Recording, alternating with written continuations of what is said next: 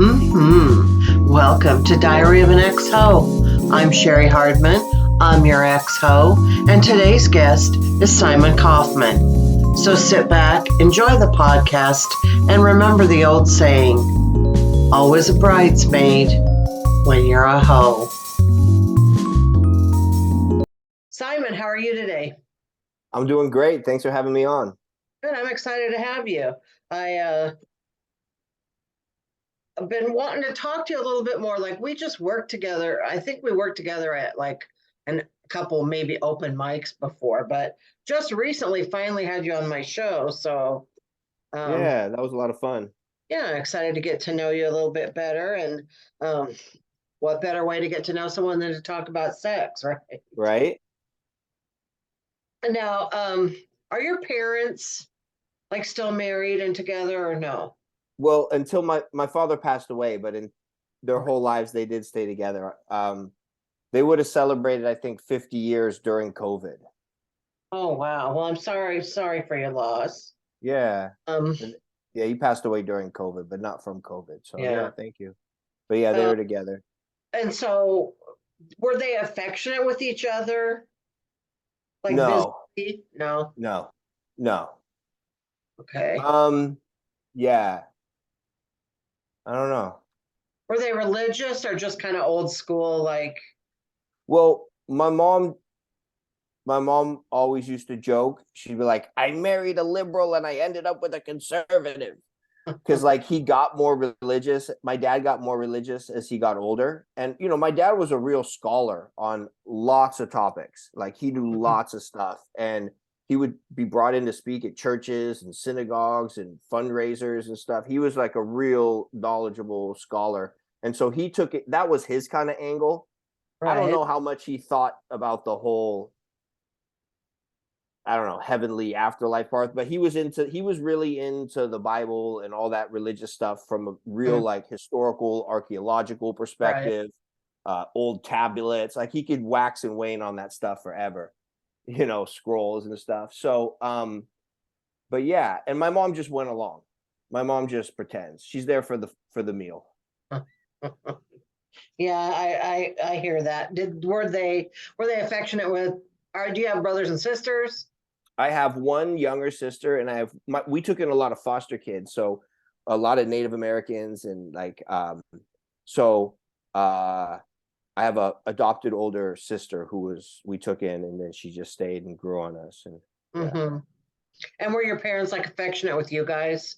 Like No, their hugs and kisses? No. no, no. It's weird. I'm an affectionate person, but the rest of my family really isn't. It was always awkward giving hugs and stuff. My dad used to like shake my hand. And I would like take his hand, shake it, and then lean in for a hug, and then he'd be like, "Oh, okay." But like, yeah, I don't know. I see when I feel awkward hugging my parents now. I mean, they're always nice about it. I think it's me. That's weird. I don't know. I like hugging other people. Well, some people are more into physical touch, and that's how they connect, and some people aren't. Mm-hmm. I think that's really what it comes down to. Like, yeah, sometimes you give someone a hug or you shake their hand, and it kind of feels like lifeless, and then you give someone a hug or shake their hand, and you can feel like, oh, okay, there's a little more Energy. vibrancy. Yeah. Yeah, those, so some people, I don't know, different people have different connections to others, I think. Yeah, But that's true. That's yeah, okay. So people take this differently. So I'm just going to ask it and let you take it how you want to take it. But do you remember like your first sexual awakening? Like when you first realized, wait a minute, there's something going on that I previously didn't realize was going on. I don't remember a period where I wasn't into girls, on like little girl crushes even. I remember at summer camp like having this huge crush on like one of the counselors, and like as a little kid, and I remember like just playing like childish games, like like house as a kid, where I'm the father and you're the mother, like I never had the girl cooties ick Uh-huh. period that I can remember. And I also kind of started like, I think my first kiss, not French kiss, but like the first time I Right. kissed a girl on the lips was in the 3rd grade in 2 minutes in the closet with like a 5th grader. So like we were starting young, man. My generation was different, you know? And yeah. Sure. And then like Yeah. by the time 7th grade, 8th grade came, yeah, we were like making out with our girlfriends and doing all sorts of stuff. You know, I don't know. I don't know how much you want me Hey, to speak. hey, you can speak as freely as you want.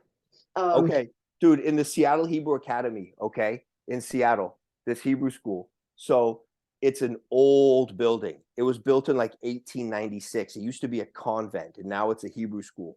And there was this room that we called the dungeon, okay. okay? And it was like kind of like below the lunchroom a little bit, and nobody ever went into the dungeon. But in about 7th, 8th grade, we learned that we could take our girlfriends into the dungeon during recess and make Oh, out with them and no one will notice. So that was like a big mhm, awakening. You're asking about awakening. Taking right. your girlfriend down to the dungeon for 30 minutes of recess. Just, you know, like simple stuff. You're in the 7th, 8th grade, you're Right. making out, you're grabbing her butt, like everything's amazing. Like, you Right. know, you touch her hair, you're like, oh, that's amazing.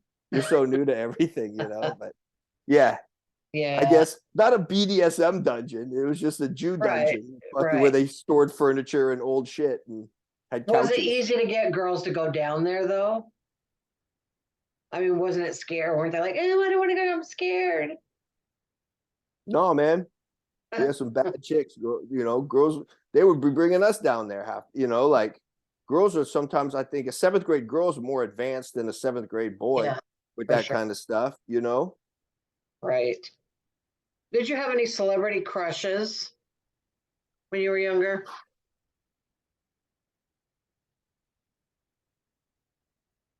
no, no, Really? I still don't. Okay, not really younger, but Amy Winehouse, she's amazing. Just she's a Okay. Jewish girl with soul and tattoos. It's a fucking train wreck. That's kind of my type, you know. Um, I like Liv Tyler from Lord of the Rings. She Okay. was hot, that girl in that movie, I guess. I don't know. But I don't really have celebrity crushes really. Dude, I got invited to a party at that one festival in Utah every year, that film festival that Robert Redford runs, Sundance. I got Right. invited out there to go party for the week, but I just didn't have a ton of money. It was a lot of money, and my friends were going. And apparently, Liv Tyler was at the party, and I missed my chance Oh, for her to realize it was true love between us. But other than that, I know that bummed me out. well, you never know. I mean, it could happen again. Lightning Also, does strike twice sometimes.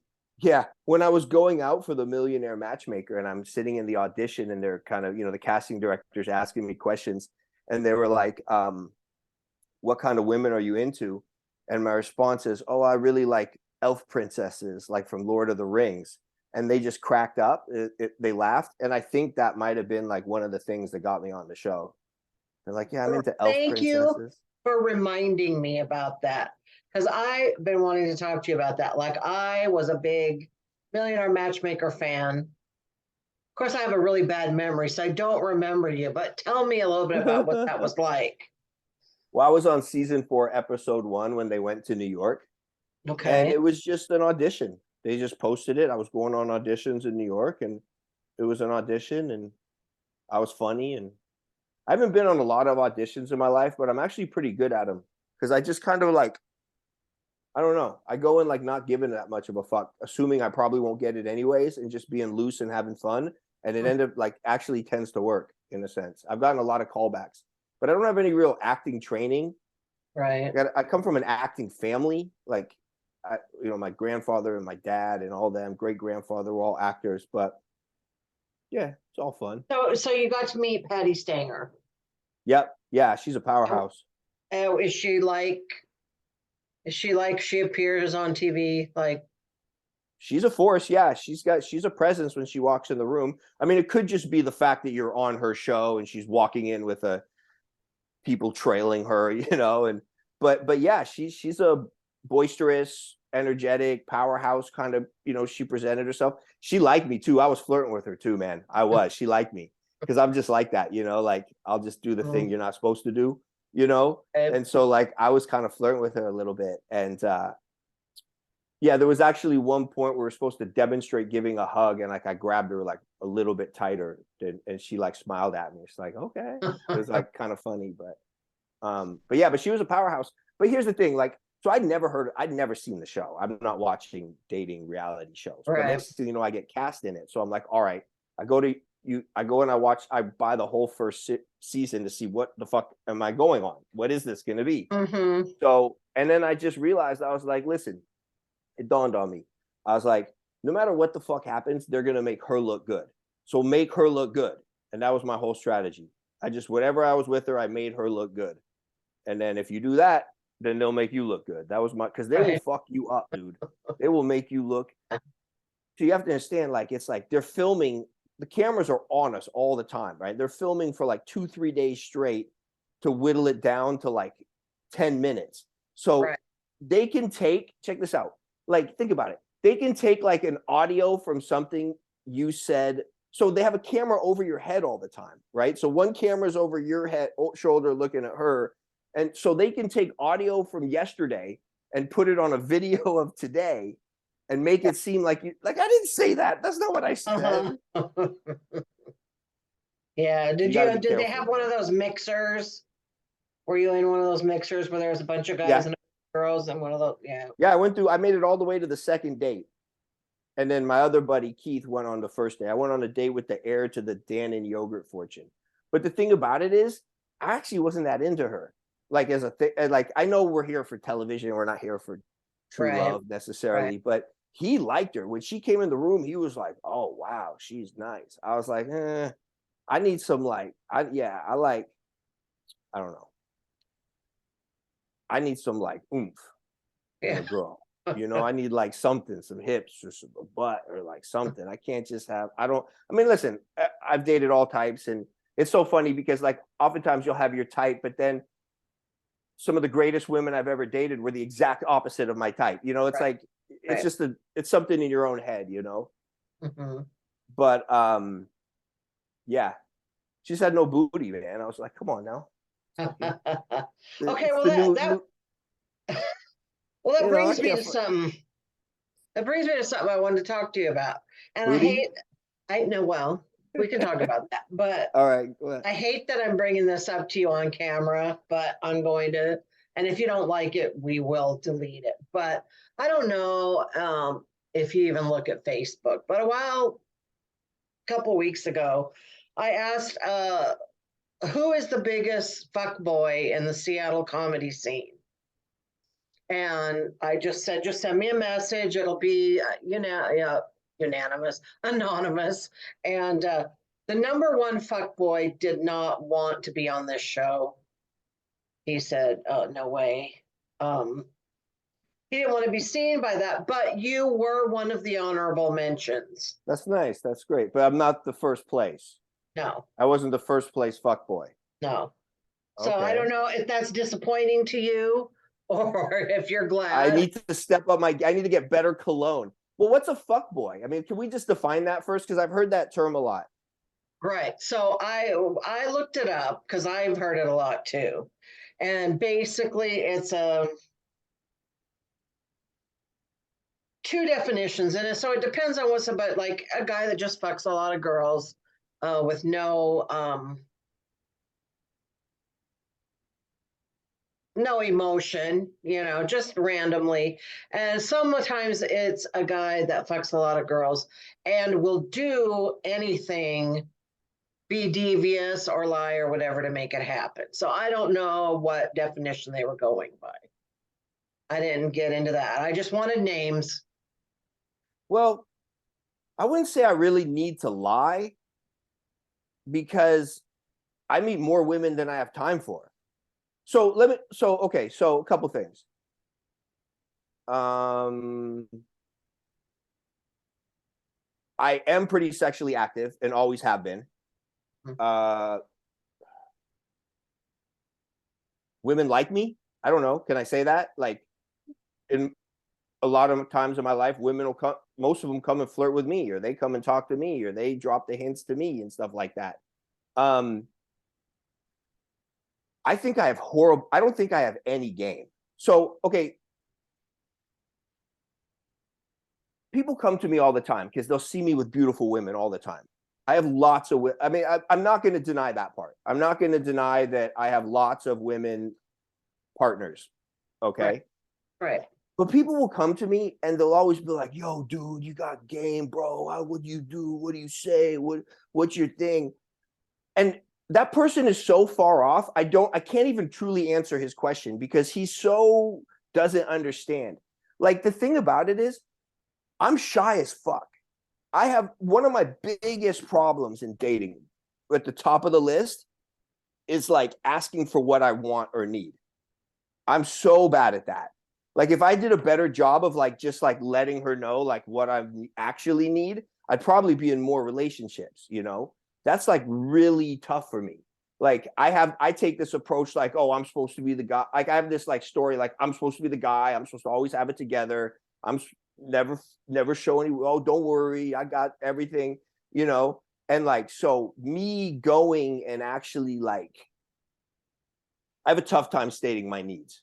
I put myself in a lot of bad situations like that too, when it just by being like not knowing how to speak up, you know, in a sense. So I don't think I have a lot of game. I think what I do have is I have an ability to listen and tune in, and I have an ability to get her. Like I think like that's my gift is I have a good ability to feel people on their level in a sense. And I mean, a lot of the women I've been with, we're still friends. Like it's very few women that I've slept with that I can't pick up the phone and call. Right. Now, in love and war and all the messiness of sex, there's obviously bad things happen. There's obviously misconceptions. Most of the women that get angry at me is not for things I do, it's for what I don't do. Like they want more attention or they want more time. It's hard, man, especially doing comedy. You know, it's like, it's weird. It's like, you know, you got shows coming up. It's like women are like, well, are you thinking of me? And like, no, I'm fucking nerve-wracked about this show coming up. And no, I'm not thinking of you. And so I didn't text you or back right away. And that's where like most of the problems come from. But I don't lie at all. Like I'm too honest. Like I let them know up front. Like that's the important thing. Okay. That's the important thing too, is like communication. If you can have good communication and like just let them know like what you want or what this or that, you know, I don't know. Well, let me ask you, well, can I say one more thing? Okay, go ahead. I think women use me a lot for just kind of fun and easy going. It's like, I think a lot of women that I'm with that like I may have a lot of partners, but I don't think women look at me and they're like, oh, I got to rope this one in and he'll be the father of my children. I think women tend to look at me more as the guy who's like really chill, not going to get weird, not going to blow up their phone, good listener, really well read in like lots of topics from like philosophy, psychology, you name it. Like, so I can speak with them. And then just keep it cool. And so I think like, I don't know. I think that's where a lot of that comes from too. So anyways, I just said a lot. I just opened up a lot, but yeah. So I wanted to give you an honest answer of where I felt I'm coming from. And I've made tons of mistakes. Listen, it's not like I haven't. I've been insensitive. I've trampled someone's emotions, not being stupid about it, but I've never gone out maliciously trying to hurt someone. But I do fuck up a lot. Well, I've never heard anything like that, you know. Do you think that because it's just the word fuckboy, what if the word had been playboy, which I think is essentially the same thing? Would that feel less insulting? I think the better word would be hedonist. Like I'm a little hedonistic. I'm a little adventurous. I'm a little almost paganistic in some of the sex. It's like, listen, I grew up in a very religious Jewish environment where it's husband and wife. I have lots of friends that have never slept with anyone other than their wife and vice versa. And it's that real man, wife holding each other up, the family unit. And I think that's the way to go. I think they're right. I think that's the best way to get a happy, sustainable future where people are caring for you. I think the family unit of husband and wife is the ideal. It's just not for me. I didn't fold down into that box, and I knew that about myself. I'm wild and adventurous. I have that. I'm like Aquarian. I'm very like all over the place. I like adventure. I go to Hawaii. I go to live in an ashram. I go to do ayahuasca in the forest. I go to fucking do all these crazy things, you know, and it just wasn't for me. So I think that more than Playboy, I mean, maybe in the past, but I think I'm just more of like a hedonist, open sex, positive, not getting weird about it. Yeah. You sound like an adventurer, which I don't see anything wrong with that. Yeah, like I've been invited to lots of parties and like, so I hang with a lot of people in the Tantra community and the safe sex positive community. Like I have like good friends that are like really big, like, you know, I have a really good friend of mine who is a like sex doctor, they call her, like, and she's down in Portland and just really transformational work that she's doing by just kind of destigmatizing things that are stigmatized in the medical community. She's a really good friend of mine. So I got a lot of cool friends in the open ISTA community, which is the International School of Temple Arts and Tantra. And so, yeah, so I think I'm more like that. You know, I'm not at the bar trying to meet women, but if I am out, I do like flirting. I'm very flirtatious. If I meet pretty girls, like, yeah, I love flirting and having fun. Well, you sound like a fun guy to me, actually. Well, thank you. So what's your definition of amazing sex? Well,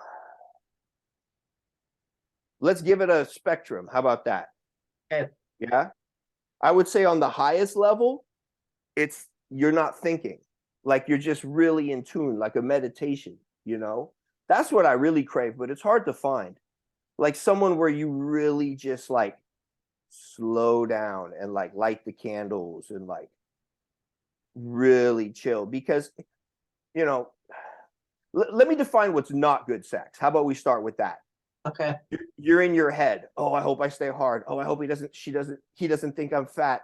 Oh, like, I hope I come, or oh, I hope he does, you know, like that's not good sex. That's what you want to avoid. You want to try to get out of your head because it's a bodily thing, you know?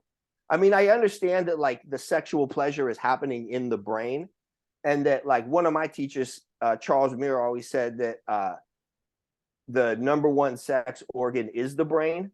That was one of his famous quotes he'd always say. But yeah, it's a bodily experience. It's a sensation. I like to go slow. I like to see how slow I can go. But women like it fast, so you got to do what she wants. A lot of women like it hard and fast. But when you can go slow, like real slow, and feel every single thing, it gets way better. So I'd say slow, tuned in, right? Not in your head, no destination. You're not trying to like get one out real quick, or, you know, right.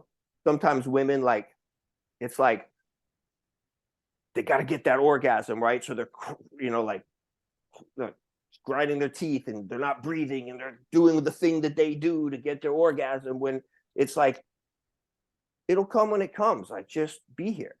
Just let go. Just relax. I'm here. You're here. That I think is better, you know?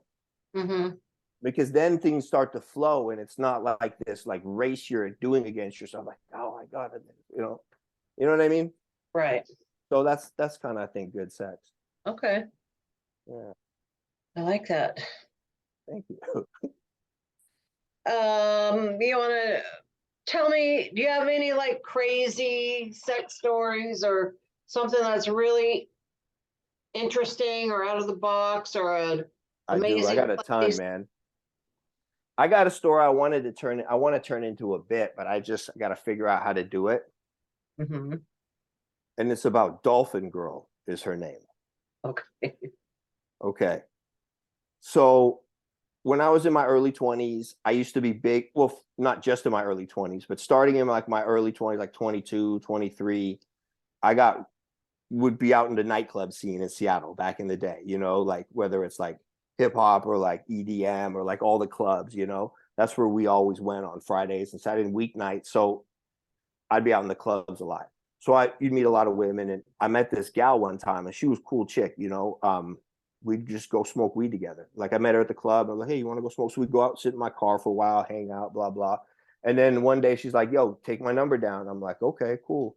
She's like, let's go hang out. I'm like, great. So we talk a little bit, and I'm gonna pick her up. We're gonna go on a date. She was a cute girl, man, tall, blonde. And she lives way the fuck south in like Auburn, something. I didn't know where. She's like, I live down in Auburn. Is that okay? I didn't know where the fuck it was. I'm from Seattle. I'm like, oh yeah, totally. I'll come get you. And I'm like, damn, I'm driving forever. Somewhere deep like that.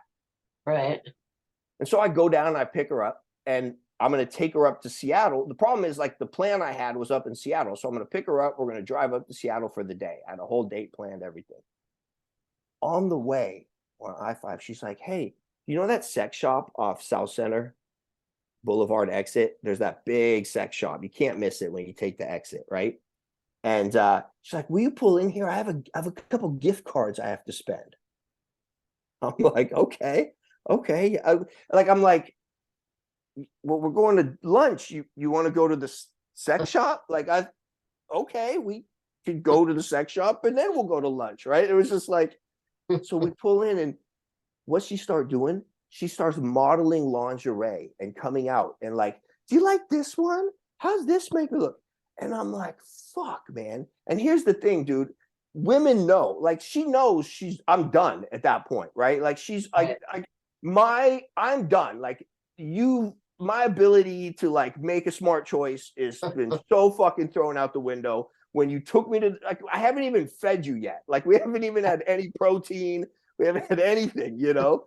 And you're showing me your ass. I remember there was like, anyways, I don't need to describe the underwear, but. So then you like this one? And how about this one? And she wants me to pick. I'm like, that one? That's nice, you know? I don't know you. Like, I just fucking met you. Like, it's a first date. Like, you know what I mean? Like, what the fuck? So then she buys her shit. We go to lunch and this and that. I took her to Indian food and we hung out and had fun and smoked. And then it's like getting darker later and we start fooling around and then we start having sex. And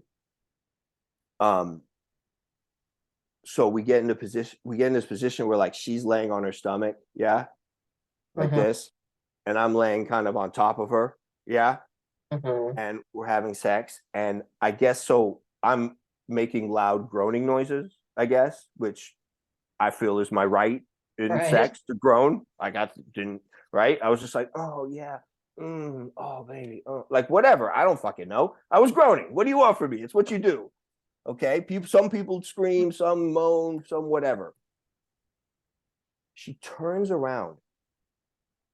And you know that moment sometimes when, this has happened to me twice in my life, where I'm literally having sex with a woman, and in the middle of the act, I realize, oh, this fucking chick is crazy. You didn't see it. It was like a weird bipolar that wasn't there. You didn't fucking notice it. And then all of a sudden, their eyes just, you're like, oh shit, what the fuck? You know what I mean? Like, you ever been at a bus stop talking to some guy and they're having a great conversation, and then next thing you know, he's like, yeah, I was in the Civil War, and you're like, okay, fucking A. Like, I thought we were having a conversation, and now I realize we're not, you know?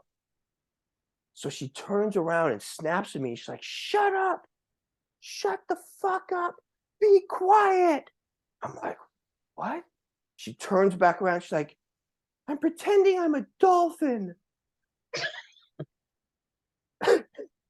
She thought that she was having a role play in her head that we're like dolphins, and dolphins don't moan.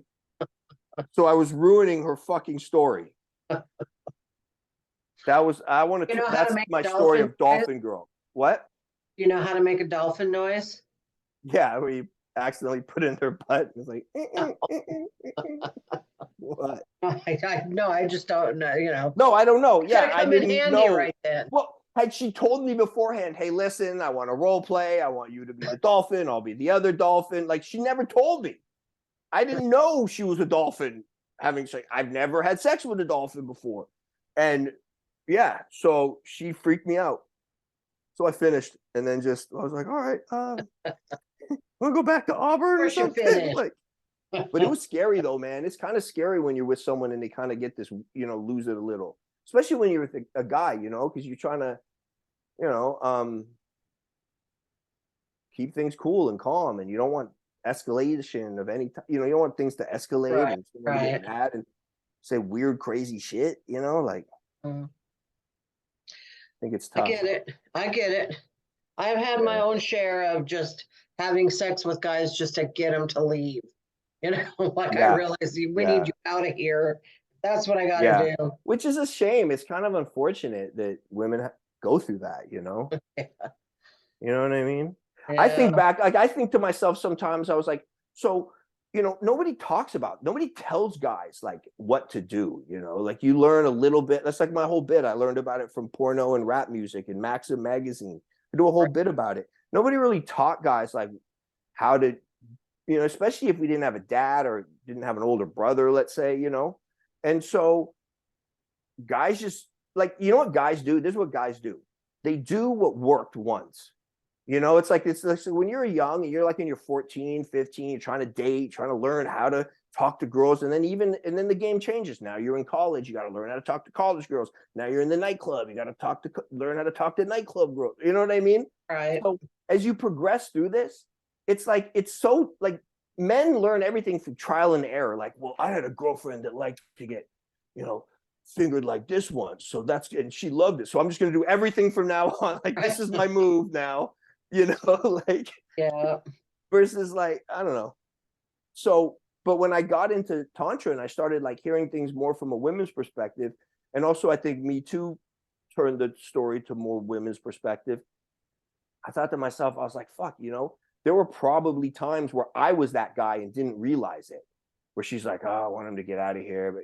But like, that and you feel fucking horrible. You're like, oh, geez, was I that guy? Like, I cannot pinpoint a time, but I'm thinking to myself, well, was there, a time where like I pushed it too hard? I can't think of one, but still, it gives you pause to think, about like, okay, maybe I need to be more mindful of this. You know what I mean? No, I know that I've had my, I mean, I'm older than you, so I came up way back in uh, and there were things that if I think about now, like as a woman, even that I should have never done, but we didn't. We did what we knew. We didn't know any better. When you know better, you do better. Yeah, yeah, yeah. I feel the same way about myself. Yeah. Yeah, you're right. Hmm. What's your go-to porn category? Oh man, I try to not watch porn, I mean, It's really not. I I do, think but it's not I try good. not to because all the science is showing that like it leads to worse sex.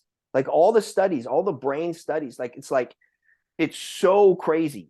And like every month they got a new category. You know what I mean? Um uh uh so the chemicals that it sends to your brain will stop you from getting guys in their 20s are not getting erections now in sex, like in their 20s and 30s, because they've kind of short circuited. It's almost like, you know, yeah, you like short circuited your pleasure centers when it comes to sexuality. That like now it's like, well, if I don't choke her and if I don't come on her face, I can't even get hard. It's like, dude, it's bad. It's Yeah. not good, man. Porn is not good. And I don't mean to be a moral purist. I'm looking at it more scientifically, Right. Um, Right. but And that being said, I really like lesbian massage. there you You go. know, when the two girls like massage each other? I Uh-huh. don't know. That's kind of hot. Well, I do think there's something to that because not the lesbian The massage. lesbian massage. There might Of be something course, to there's that too. something I to mean, that, maybe it's but that's I'm not a prude, but I don't like porn because there's so much take that you slut kind of stuff, which yeah, is fine if you're into that, but I think it's made men think that all women like to be talked to like that and treated like that. And I think it yeah, makes a lot of men bad at sex, is what I think. So, yeah, yeah, yeah, yeah. Totally. Totally. All right. Well, we don't want to end on that note. I was like, No, no, no. I can keep going. All right. Tell me another story, and then we'll cut it. Oh, another sex story? Whatever you Oh, want to tell me. You're interesting, so it doesn't matter. It'll be good. I know. you want to hear really what I think is a really funny story? Okay. It's from the 8th grade. Okay. Okay. So we saved money all year on our 8th grade class trip at the Hebrew Academy. We saved money all year. And we did this huge, with tons of fundraisers, and we sold chocolates and we did spaghetti dinners to raise money to take our class trip to Israel instead of Washington, D.C. So we went to Israel for 3 weeks as Wow. eighth graders with very little supervision in a foreign land in the middle fucking East. And we went wild. So my class was wild. So I don't think there's been a class at the Hebrew Academy since my class that's as wild as my class was. We had some dudes, we grew up together the whole time, and we were just wild. I mean, honestly, can I be honest? I think I was a big catalyst for that. I think me being in that class, because I'm wild. I've always been wild, and I would lead the charge a lot. Right. But so I'm getting sick of it because it's like, dude, it's like we're on the trip, but like they're really strict. I got in trouble a couple times, and so I was over it. And my buddy, it was this holiday weekend, and my buddy comes to me. He's like, "Hey, I'm going to Tel Aviv for the weekend to stay with my parents' friend." And I'm like, "Oh man, dude, I wish I was going to Tel Aviv for the weekend." And he's like, "Well, you want to go? Maybe they can let you go." I'm like, "Really?" He's like, "Yeah." So I get on the payphone. He calls the guy. I call my parents. He calls the guy. Turns out the guy we're going to stay with was a student of my dad's when my dad was an intern in the science department at the University of Washington. And he's like, "Oh my God." When I called my dad, I was like, "Hey dad, can I go for the weekend on a bus at 13 with another 13-year-old in a foreign land alone?" That was different. That's how we grew up versus these fucking kids. They just put us on an Israeli bus, don't speak the language, with our backpack, heading to the fucking Tel Aviv in a practical fucking war zone, like, right? Can I Right. go? He goes, they were like, "Well, who is he?" I was like, "Well, his name's Vic Hassan." My dad lit up. He's like, "Oh man, I love Vic Hassan. Yeah, that'd be great." Blah blah. I'm like, "Cool, let's go." Well, we get there, and this dude Vic is the biggest bachelor I've ever seen. He was like 40 years old, lived in this apartment right by the ocean, and had all these beautiful women over. And I'll tell you when it was. I remember when it was. It was when the Bulls and the Blazers were playing in the championship in the NBA Finals. That's when we were there at this guy's apartment. Clyde Drexler, right? All that stuff. And this guy didn't give a fuck. We could we could go hang out. He's like, "Oh yeah, do whatever you guys want to do. I'll be in and out. Here's the key, blah, blah." And he didn't give a fuck. So we just took off to the beach and started hitting on all these girls. And we met these girls in the ocean and hung out with them. And then we went and got ice cream with them after, blah, blah. And there was 3 girls and me and him. And it turns out one of the girls' moms works night at the hospital. Is this an interesting story? Yeah. Yeah. Okay.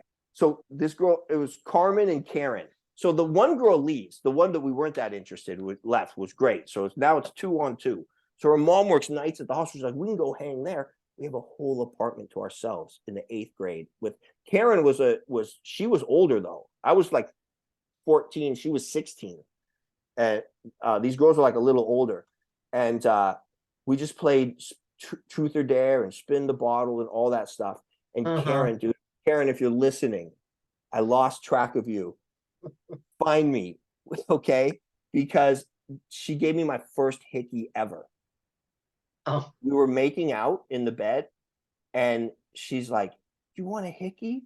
I'm like, "What's that?" I didn't even know what it was. She's like, "Here, let me show you." And I'm like, "Oh, oh yeah, that's great. Wow." Next thing you know, I go back to fucking Hebrew school class with a huge hickeys all over me with Karen. We stayed in touch. This was before email, you know, so we like wrote Right. some letters back and forth, and then Right. I lost track. But yeah, dude, Karen, she was cute, man. Short little girl with like curly hair and a beautiful butt, and just older. You know, when you're young and you got an older girl, you're like, oh wow, Right. Yeah. this feels different than I felt before. So yeah, that's my story of my first hickey. I mean, yeah, So how old were you when you lost your virginity? 16. I waited a little bit. My friends most lost it at like 14. But you know, it's nothing sacred. So I waited till 16. Well, I think that's good. I think that's a nice, reasonable. I approve. I approve. Yeah. Yeah. All right. Well, hey, it's been really fun talking to you. Thank you. Yeah. Um, Thanks for having me. hope I didn't offend you with the fuckboy business. No, I don't care. I mean, I can see why people would think that, but I guess you got to I, try I harder think next year. well, I think a lot of people don't know what I'm like. They just see you with a lot of women, and they're automatically assumed that like, oh, you're gaming them or you're lying to them or this and Right. that. I mean, Right. honestly, Cheri, like, I don't know if this sounds douchey or not, but like, I don't have time. Like, I meet all these women that want to hang. Like right now, I have so many women I could call and go like out on a date with or hang out with, and it's just like, I don't know. I'm fucking like, who's got the time? You Well, know? that night that we worked together, you were surrounded by women that night. Yeah, yeah, yeah. No, I know. I know. Women like me. I don't know what it is. I don't know what it is. I don't know. I have back hair. Like, I'm not that in shape. I don't know what it is, dude. You know, but I'm just fun, I think. You know what I think it is? I'll tell you what I think it is. I think it's hard to find guys like me. I think dudes are like weird. And like, I think that, like, you know, let's say you go on a date with a guy and it's fun, and you bring him home and you have sex, and now he wants to move in and fucking show up at your work with flowers. You're like, dude, who the fuck are you? Like, just like relax. You know, Right. like I think that I have a, like I said, like I'm more Aquarian. Like I don't get super attached. Like if I see you and we had a great time, I want to see you again. But like I live by the adage that like if you let women go, they'll come back when they're ready or whenever the time comes. I don't. Guys get super weird with about stuff, and then I think that the modern woman appreciates like a guy that leaves. And I know that sounds fucked up, but I think like so many women, like think of these career women, dude, are so fucking busy. If they can go to a comedy show, meet this funny comedian, go have a great night, and then you can move on. I think that actually speaks to women, you know, where I'm not like, they're not coming in like, oh, he's going to be the one and I'm just fucking him and leaving. No, I Right. think they need a guy that's chill and that like doesn't yell and like is Uh-huh. funny and can converse and, you know, can speak intelligently about emotions and feelings. That's another thing too. Like I can talk to you like, I'm not like, oh, look, that's dumb. Like, why are you doing that? Like, I can actually speak with them. And so I think it's refreshing, you know? You Listen, sound exactly like another comedian's voice when you did that. That's funny. oh, really? Yeah. Person number one. No, no, it's just funny. It's just I funny have, that you, I have a lot of, okay, I don't know if this is TMI, but I have a lot of friends all over the place from Hawaii to California, all over, even Tacoma, Seattle. I have lots of girlfriends that it's like we're not dating, we're friends, and our relationship is a friendship. But every once in a while, like we might have sex or sleep right. naked together or have some fun or do something juicy and intimate. And I don't know, I really appreciate that. But I know that's not common. I know that's not a common thing that people have that like, you know, it's like, and it comes out when it comes out. Nobody pushes it out. Like some nights, like you can hang out like 10, 15, 20 times with her going out. And then one night you get like, okay, let's have some fun tonight. And then it goes back to friendship. So I appreciate those people in my life, but Yeah, I think I that's don't a. know. All right. So how can people follow you? Like, what's your Instagram handle or something? Instagram's Simon.Kaufman, SIMON.KAUFMAN. You can find me on Facebook. Yeah. All right. Well, thank you so much. It's been a lot of fun. Thank you. All right. Have a good one. All right. Bye. Bye.